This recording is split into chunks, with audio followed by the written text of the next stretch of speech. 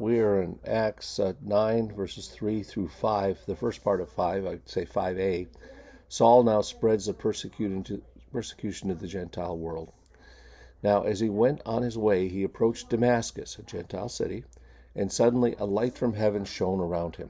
Somewhere outside of Damascus, this suddenly happened. The spectacular event must be regarded as unusual. God does not normally confront sinners with heavenly light and an audible voice, unless God has something in mind. In Acts 22, verse 6, Paul revealed that this happened at midday when the sun shines the brightest. Yet Paul said that this light was brighter than the sun, Acts 26:13. And falling to the ground, he heard a voice saying to him, Saul, Saul, why are you persecuting me? Falling to the ground, it's just simple reaction.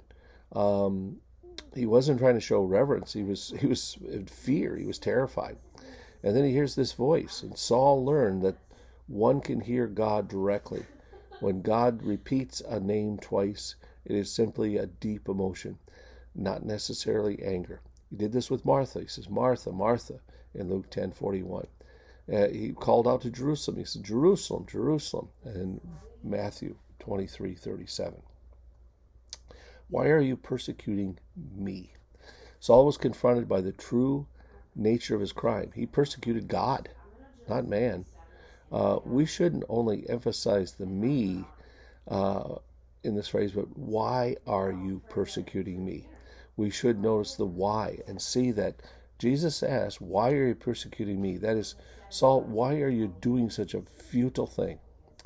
Verse 5, and he said, who are you, Lord? And he said, I am Jesus whom you are persecuting. We must ask this question with a humble heart and ask it to God. Jesus showed us exactly who God is, and he answers our question.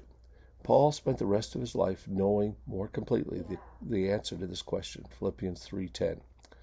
I am Jesus. Though it was fairly common in that day of having a name Jesus, but he ascended, this is the ascended Jesus of Nazareth.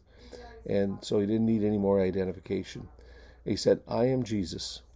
And Saul knew exactly which Jesus spoke. It is probability that Saul had heard Jesus teach in Jerusalem. He was most likely a member of the Sanhedrin.